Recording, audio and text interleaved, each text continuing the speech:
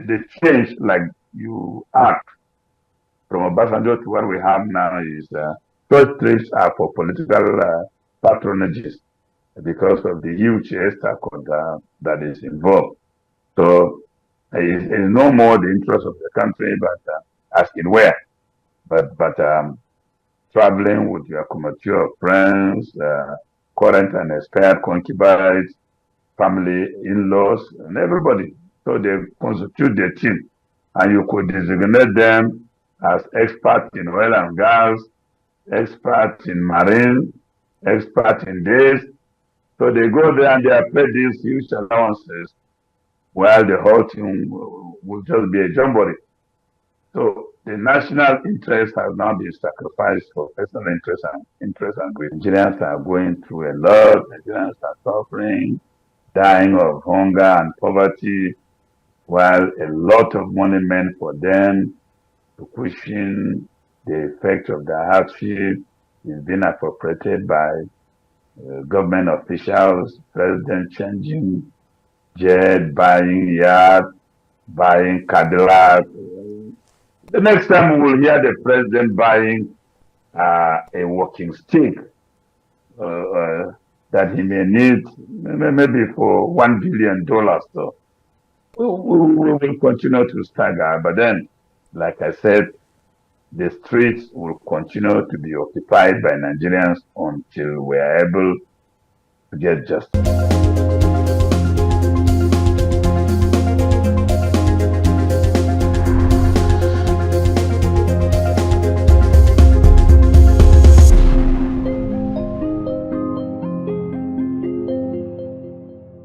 Now let's begin tonight's conversation, first taking our quote from Henry David Thoreau, who once said that there will never be a really free and enlightened state until the state comes to recognize the individual as a higher and independent power from which all its own power and authority are derived, and treats him accordingly.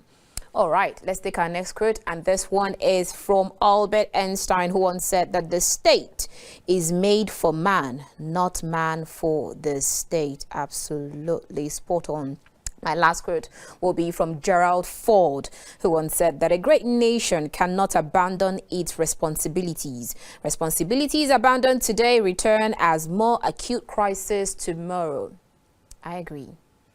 Now let's see how this quote relates to what we'll be discussing tonight. Very warm greetings and welcome to The Conversation. We're reaching you from KAFTAN's television studio here in the nation's capital, Abuja. I am Annabel Orji.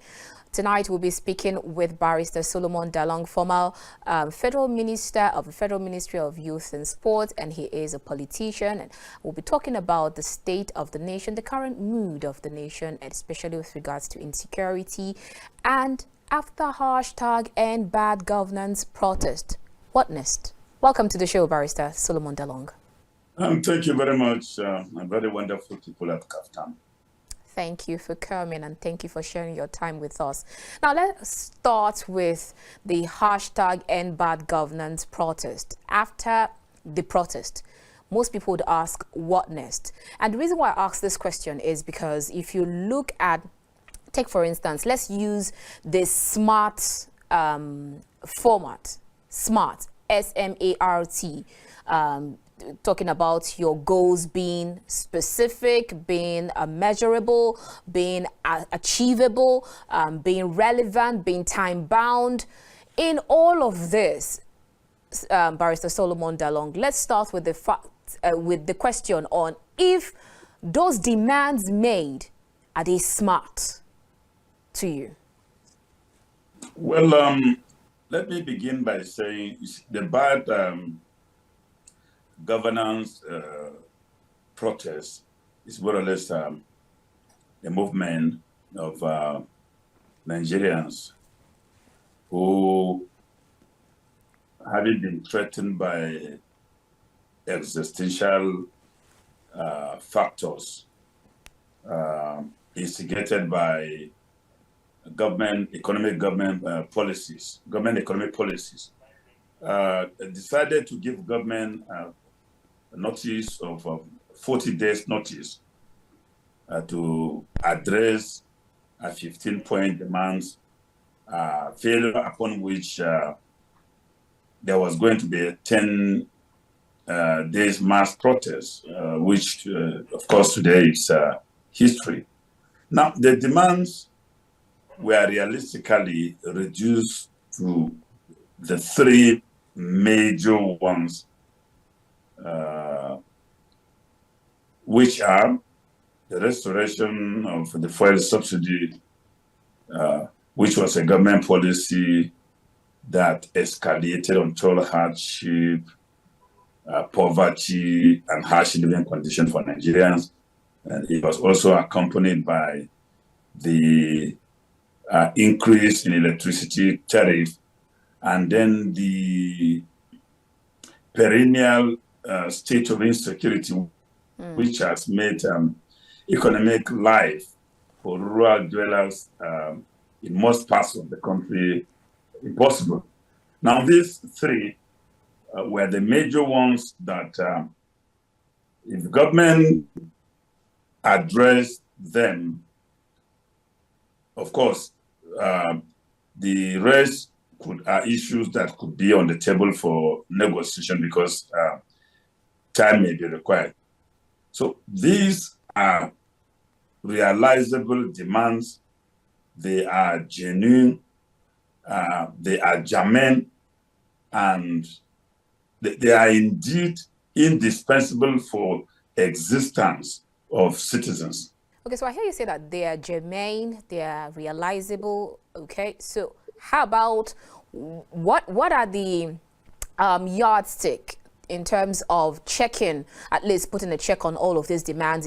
Is there a time to it to say, okay, in the next few days, few months, few years, these demands will definitely be achievable? And if it is not, then what is the next step? Because I hear most people say we're returning back to the streets again. Is that even the way forward, or putting our best foot forward? Well, after 10 days, the president addressed the nation, and the president's address, from all indications and reactions from Nigerians, suggested that the president was completely disconnected from the situation in the country. And some refer to it as beautiful nonsense. But to me, it was the president's statement that rather emboldened and encouraged the spirit and the zeal to now continue to push forward all these demands. So after the 10 days, we have accorded a grace of from now to 1st October, because we are responsible and reasonable citizens. And between now and 1st October, the inability of government to behave itself will definitely lead to rolling out again to hit the streets. Of course, there will be no risk, there will be no surrender. We are not going to be intimidated by any form of statements emerging from government trying to criminalize protest, which is a legitimate constitutional right. We will roll out the streets until we hold the government accountable. All right, so let's go straight to one of the demands made by the protesters with regards to fuel subsidy removal. And then most people would say that doesn't even look achievable at the moment. But then if you look at some of the headlines that we had this morning, some of them, like the Punch says, tankers besiege depots as petrol shortage worsens. And then I also have on Liberty says, despite Tinubu's subsidy removal pronouncement, federal government to spend 6.8 trillion naira on subsidies by 2024, highest in 25 years. So I'll bring that question to you. With the amount of that we pay for fuel per liter and the amount of what you have, the exchange rate, the price to the naira to the dollar, Are we still paying fuel subsidy, or is all of that a sham to you, Solomon Dalung? Even from the days the president made the statement that subsidy is done, that was the day the balance of trust deficit that was in my account as a citizen was liquidated completely. And interesting. So I don't believe that there was anything called fuel subsidy when President Buhari would have done that when we were in government. So I only knew that we have a subsidy regime cartel that had been milking and living fat on the resources of Nigeria under the guises of fuel subsidy. And the president's statement was just a confirmation, an endorsement rather, that this cartel will continue to enjoy unabatedly again the wreaking of havoc on the economy of Nigeria through the subsidy regime. So to me, why we are holding the government accountable for the restoration of the regime is to further expose the hypocrisy in the fuel subsidy regime management, because the president used a statement that became an economic weapon in economic saboteurs to unleash trauma on Nigerians by increasing prices of everything.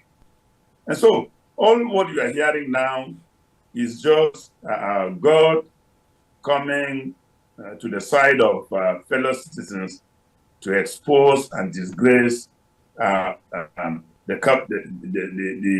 criminal cover-up in the name of fuel subsidy. I don't believe it exists, but I only know that the National Assembly investigated the fuel subsidy management and came up with a report that there were 16 oil companies involved.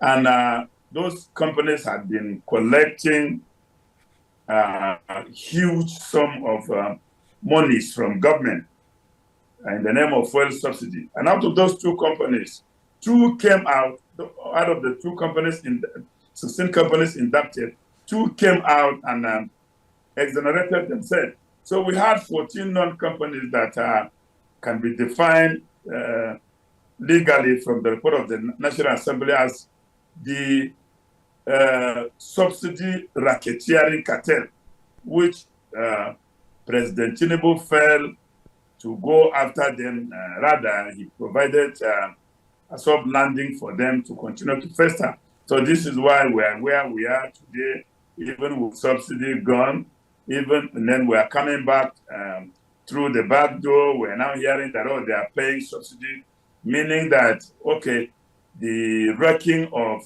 the National Treasury under the name of subsidy has also resumed under this administration. So we will not renege until the president will come out again and restore subsidy. And from that point, we'll also now begin to demand that he holds or he audits and implement the report of the National Assembly, which has already inducted 14 companies about this racketeering. So this will continue with us for a very long time because there is no political will from the government to deal with the situation. Political will, that's what you say. Now let me play the devil's advocate here and ask you quite some daunting questions, because I hear most people would say, okay, you see Solomon Dalung coming out to, he's also in front, he's also one of the those who made sure that the protest, especially in your state, went very peaceful. But then when he was in the administration during the former, when he was actually Minister of Sports? How much did he even do in his time? And let me throw that question to you. Two questions, and I'd like you to unbundle them in one breath. If you were especially serving in this administration, or if you were the president of the Federal Republic of Nigeria, and in 1 year or after 1 year, you have people who come out to protest and say, hashtag days of rage, hashtag end bad governance, how would that actually make you feel? Does it put you on the spot to make you understand that this is a scorecard for you to do better? Or does it make you uncomfortable? That's one on the side. And then secondly, I saw a post around that time where you stated, I think it was on your Twitter post, you made a statement and quote, any Northerner calling for protest against Tinubu's government is not fair. What exactly do you mean by that? Okay, let me read by when the president, and after 1 year in office, Nigerians come out to protest. In fact, I will go to my church and thank God that I'm being loved by my people, because they put me on the spot to adjust whatever policy I have in place. I was one of the most criticized Minister of Sports in Nigeria. And it was the criticism of the media that made me succeed to have achieved the unbeatable records that are still in the ministry today, that has made it impossible for any minister who came after me to even understand the seat.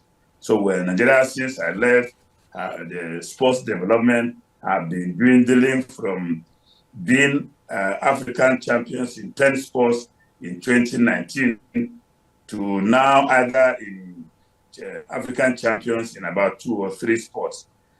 Since I left the ministry in 2019, Nigeria has never smelled the World Cup, and there is no hope too soon that Nigeria will ever even go to the World Cup. And since I left as a Minister of Youth and Sports Development, of course, I went to Olympics in 2016 with the National Assembly approving only 200 million for me as budget for preparation, camping, training, and participation in Olympics. It took the intervention of the president to release another 1.4 billion, making it 1.8. And then we went to Rio and returned Nigeria to the medal table, because in 2012 in Glasgow, Nigeria went to Glasgow with over 6 billion and came back empty-handed. Now, in 2023, Nigeria went to Paris with 12 billion. And embarrassingly, their bag not even with empty-handed, but their bag with hands and bags full with disgrace.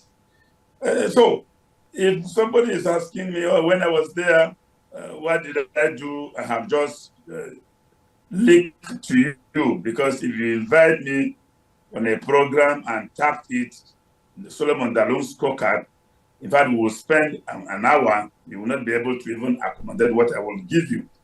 Now, so that is basically what I will say. And your second question now is about what?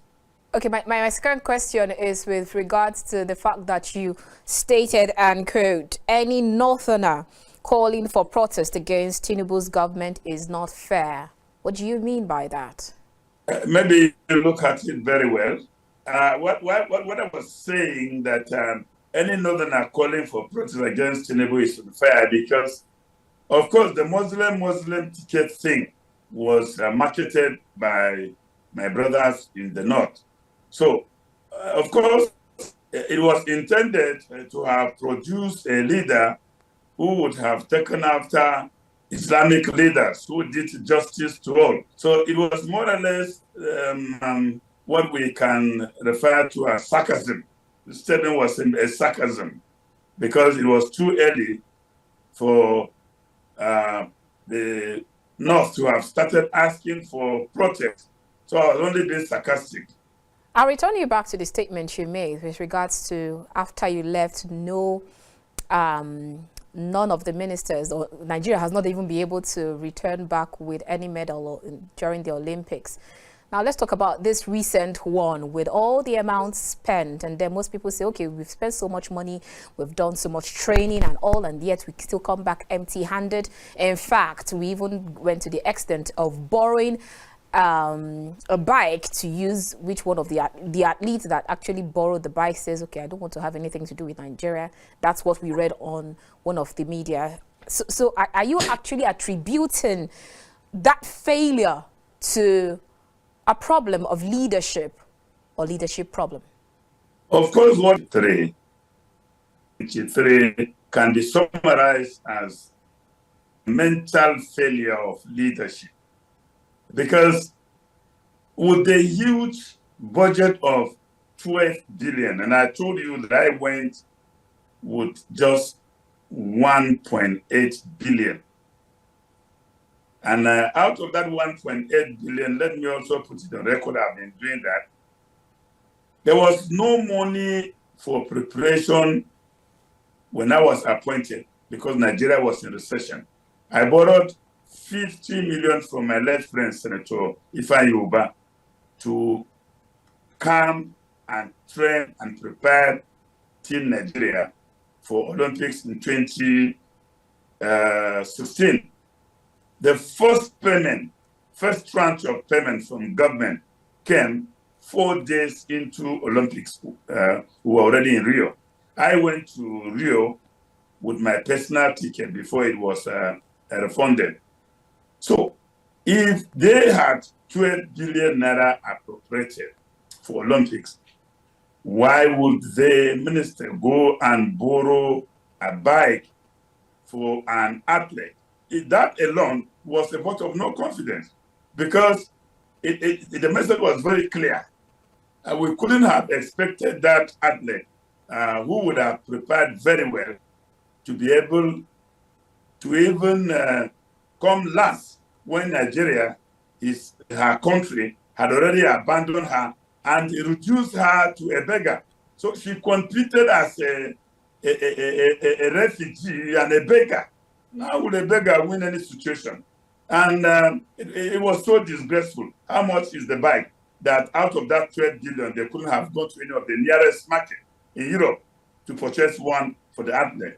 A new bike would have motivated the athlete to have done better and say, oh, even when I didn't register in time, I mean, my country is willing to stand with me and has done much. So I will make sure I don't put my country to shame. So are you making some excuse that that could have been a reason why she was demotivated? Completely. Every human being put in her place would have done worse than what she did. Because this is an athlete that had trained on her own. There is no evidence of government sponsorship of the training, because the excuse by the minister that, it was a late registration, meaning that the athlete was prepared, but the ministry was not prepared to have her registered to compete. So it became an afterthought for the minister. And if it were an afterthought, he would have gone out of his way to have discharged his own obligation to her as a father figure, so that she could have done her best. But going to borrow a bicycle, how can somebody who is a beggar will have even the audacity to talk, not to talk of competing? So for me, it was enough for her to have even lose, but she did her best, even with the embarrassment and the demotivation. She even did her best to compete, and God for Nigeria what she got, and I congratulated her as a great Nigerian. Now, we're due for a break, but before we go on that break, taking a cue from where you landed, I hear you say, talk about the fact that, I hear you ask, well, how much is a bike? You could actually go get a bike immediately. And then some other persons say that some of the reason or the disadvantage, these are some of the disadvantage when you don't have an ambassador. So do you attribute it to that? Most people would say, okay, so we already have over 40 ministers. How about talking about ambassadors who will represent Nigeria in different countries? Because if you had one, probably it would have just been, it wouldn't have been this cause so much hue and cry. Do you agree with that? Well, all these are just looking for excuses. The minister went to Rio as a loner. He isolated every major stakeholder who would have been of help for him. Olympics is a global sporting event, and he has never been to Olympics before. So the preparation for Olympics usually is the minister goes would pass stakeholders who would have been to Olympics. In fact, he will engage them while preparing because their experience is required to help in the preparation. He didn't do that. He went with the bureaucrats, and most of the bureaucrats who went with him either would have been to Olympics, then as junior staff of the ministry, either as secretaries of national federations, but were not involved in the administration of Olympics. So they knew next to nothing. There was no former minister he invited, no former director general of the National Sports Commission, as it were in the past, no past presidents of national federation who would have met the government delegation. Now, these were the people that are in challenges like this could have rushed and acquired a base Nigeria. And they would have not even met a man into the Mediterranean Sea. I think we need to go on a quick break so that we can fix our connection problem. Let's go on a quick break, and when we return, Barrister Solomon Dalung will still be here with us to get his concluding thoughts on Nigeria's state of the nation and the current mood of the nation. See you later.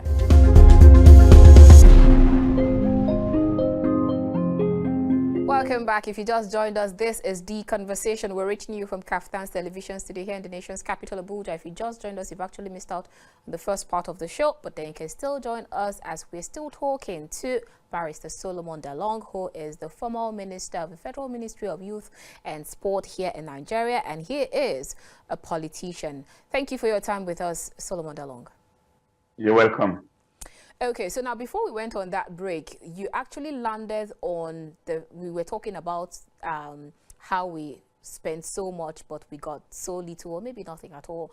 But then let us return back. I hear most people argue. I was talking to someone on one episode of The Conversation, and then the person reminded us of the fact that during the Obasanjo's administration, whenever he travels out for business summit or to meet prospective investors, you always have him travel with eggheads, with the Dangotes, the Elumelus at the time, and all of that, and the Mike Adenuga, and then some other eggheads in different ministries, departments, and agencies.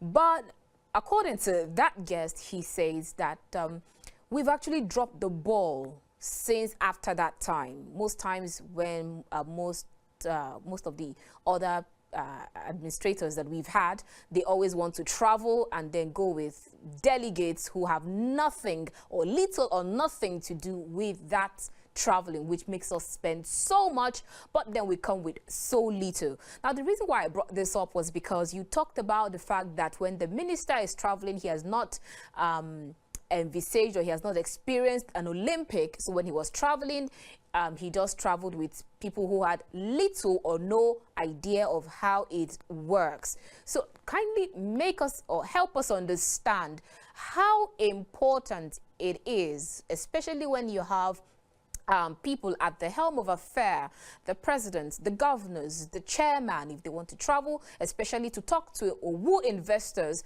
why they need to get the right people on their team, like they call it the winning team. Well, I think problem with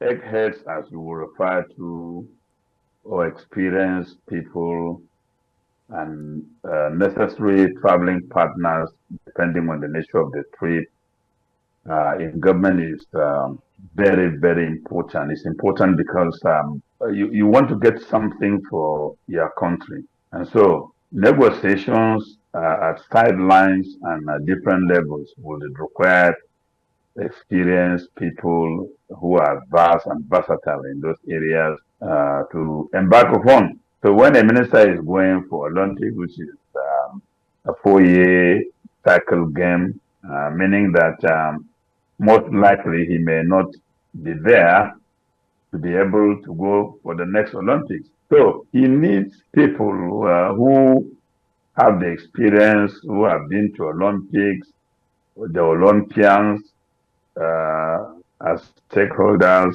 former ministers, former director generals, former federation chairmen who had been to Olympics to be able to help and guide him so that we can achieve the desired result, because it's international politics. And therefore, a lot of things happen, diplomatic lobbying across, building of networks, linking up. But there are situations where you need people outside government to resolve certain issues for you, because you cannot afford to risk your affairs as a minister in such situation. An example at hand was when we went to Rio in 2016.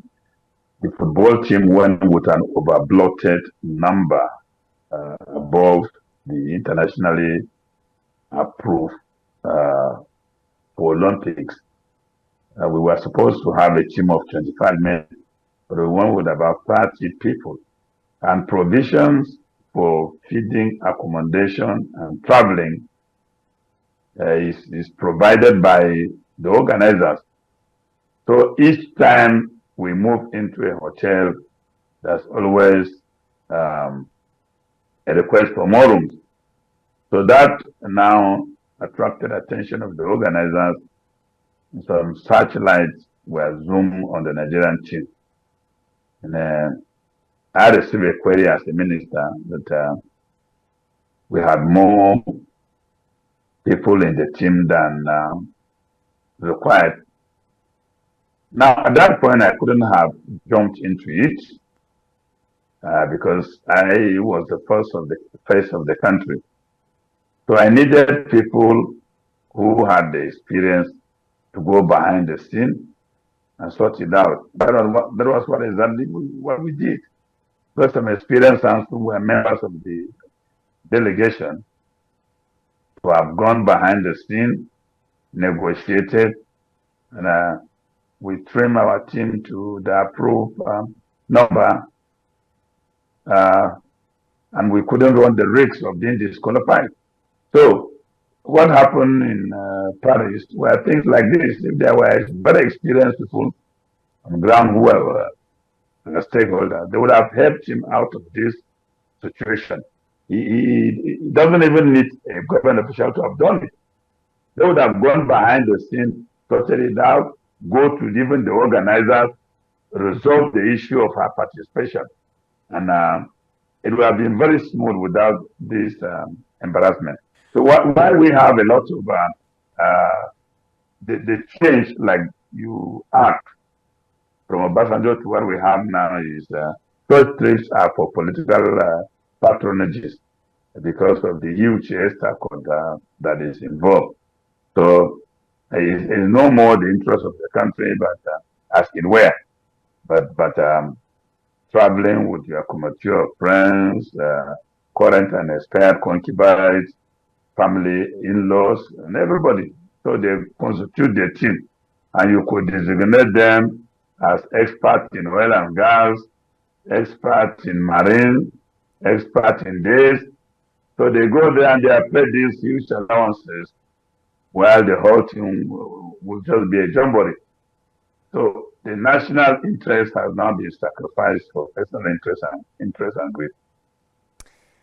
All right, so now let's divert a little bit and talk about other things with regards to insecurity or security challenges in Nigeria. Now, what we'd like to get situations report, because I know you're currently in your hometown. What exactly is happening, especially in Plateau State?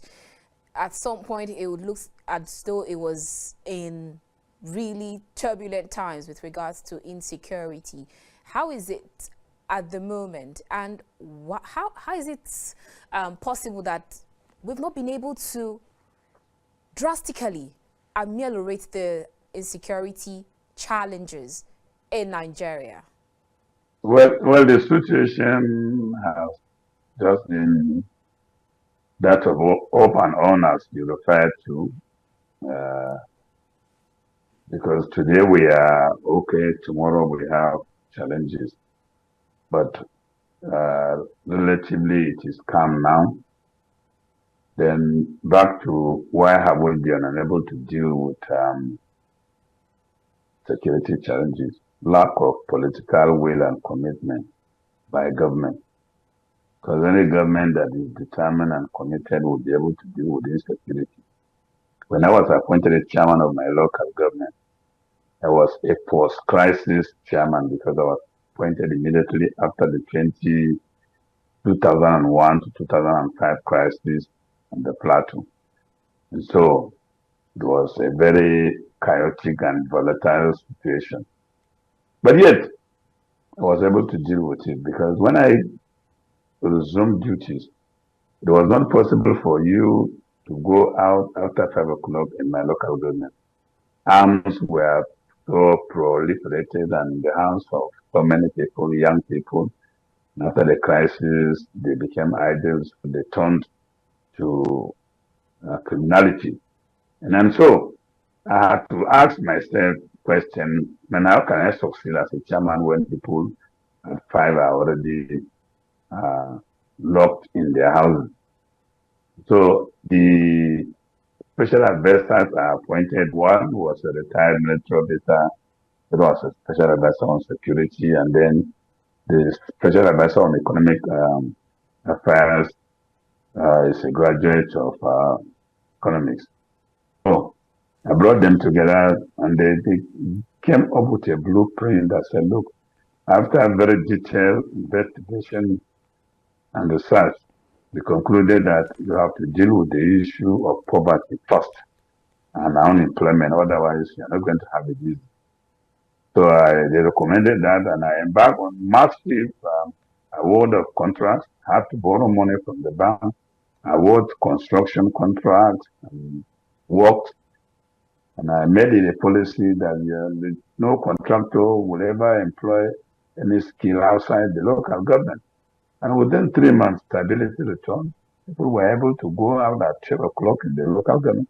Even myself later drove one night at 12, midnight with my orderly, and went on the local government and came back, and stability returns till there. So once there is political will, commitment, and determination by a leader to deal with insecurity, I mean, it will just disappear as if it never was. Again, political will comes to the front burner.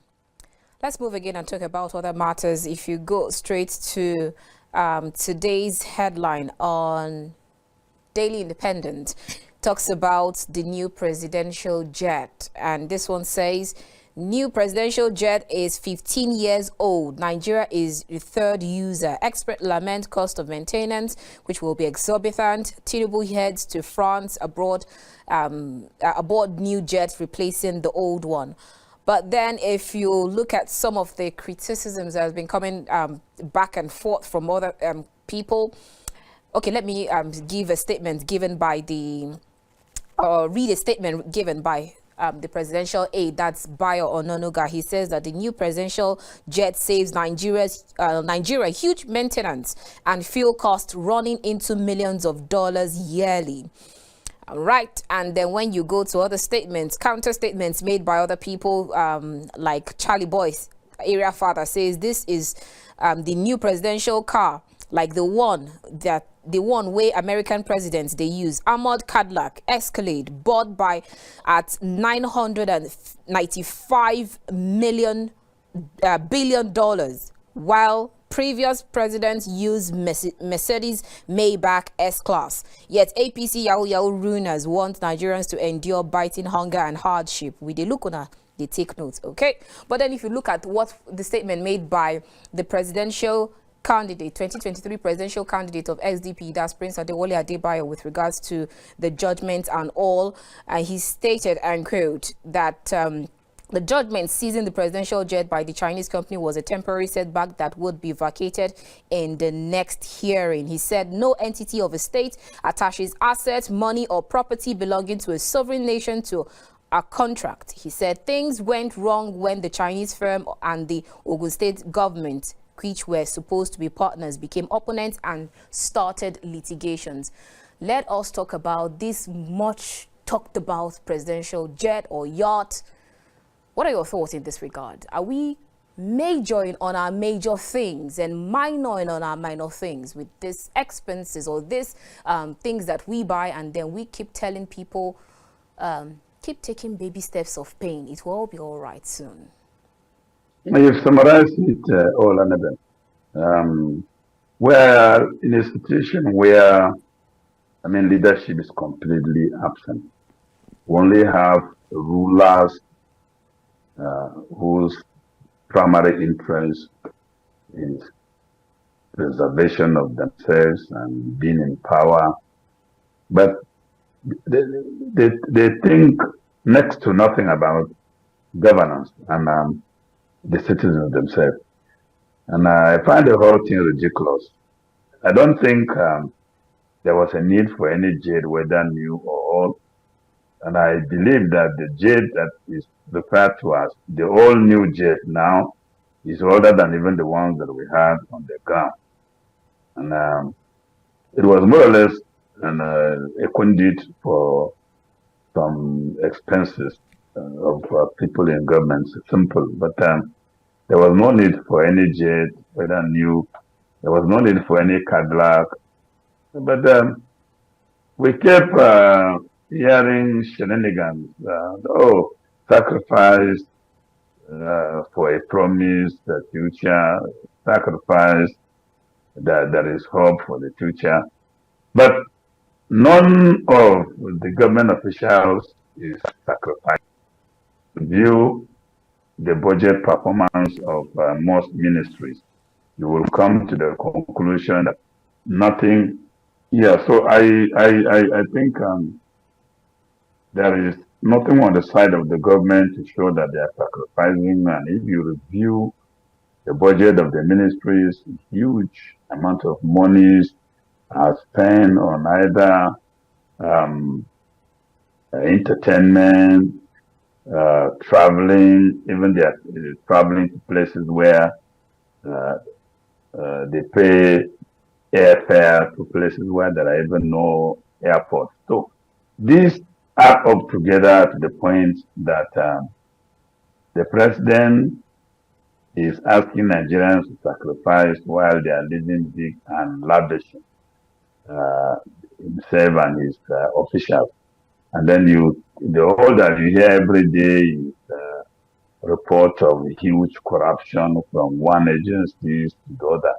And then the figures are so devastating that when you hear these figures, you cannot imagine such things can happen. So I think, in my candid opinion, Nigerians are going through a lot. Nigerians are suffering, dying of hunger and poverty, while a lot of money meant for them to cushion the effect of the hardship is being appropriated by government officials, president changing jet, buying yacht, buying Cadillac. The next time we will hear the president buying a walking stick that he may need maybe for $1 billion. So we will continue to stagger. But then, like I said, the streets will continue to be occupied by Nigerians until we are able to get justice. All right, but then some other persons would argue and say that these are just work necessities. If you were in his shoes, you would do the same. Don't you think, Solomon Dalung? Or do you think otherwise? Well, the generalization of failure and criminality in Nigeria is the bane of our morality. I was a minister for about 4 years. I used my private car. There was no government vehicle because those ones I inherited were out of not roadworthy. There was no accommodation for me. I lived in a hotel for a very long time before I could get a place to stay. President Buhari spent 4 years with the vehicles, the Mercedes, a vehicle he inherited from Jonathan. It was after 2019 that newer vehicles were procured. So anybody making such excuses is just trying to be hypocritical. But the truth is that not everybody will do that. You can't watch Nigerians dying and starving to death. You cannot even afford hospital. They can't hospital services. Nigerians now, most especially in the north here, eat grass and any on harmful vegetation. Now people walk in the bush looking for, vegetation that are not bitter and they suspect that it's not harmful. They come back to cook and eat because they can't afford even food. And then here you have the president talking of necessities of work. While we are talking about the necessities of life for Nigerians. Can we balance that?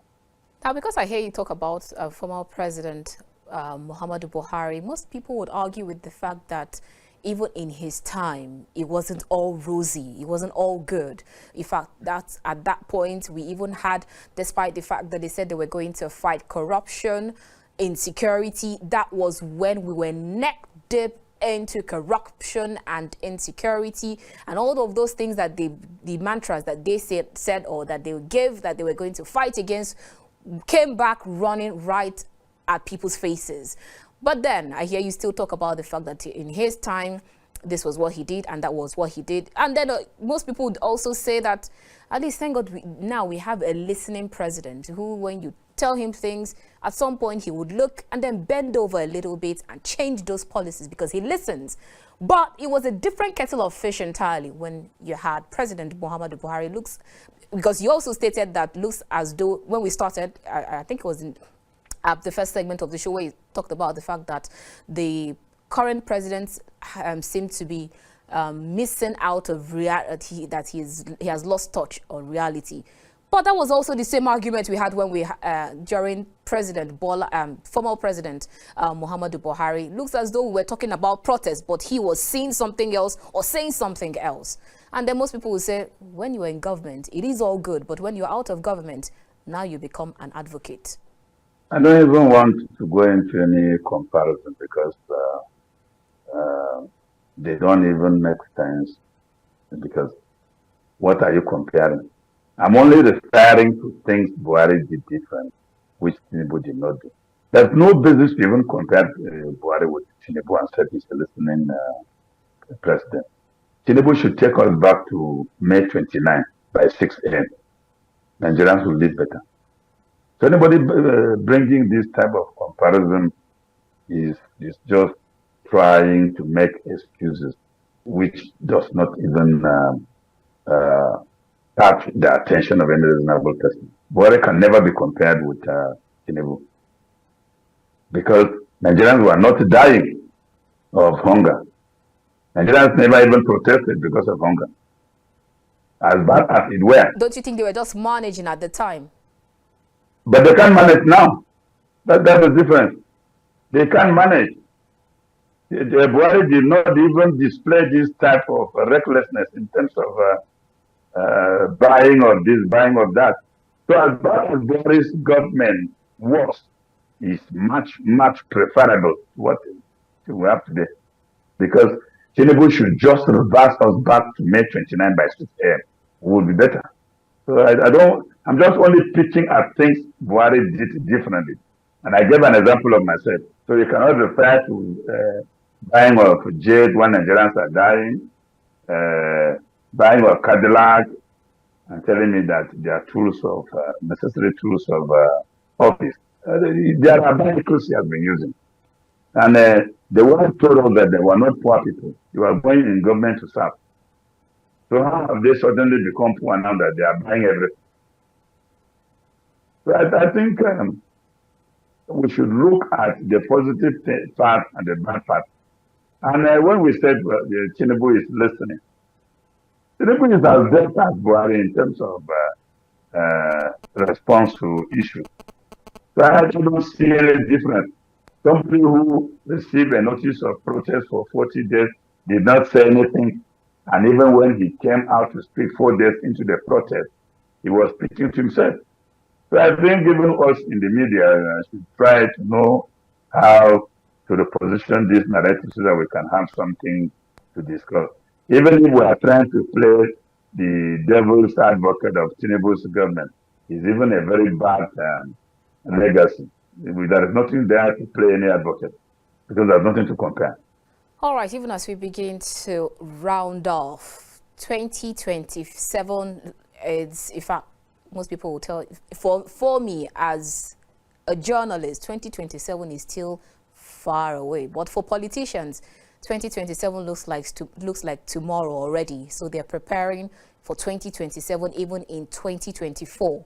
If you go around strategic points here in Abuja, you find President Bola Ahmed Tinubu's poster, banners, and billboard. Even though I know it's definitely sponsored, or probably he was sponsored.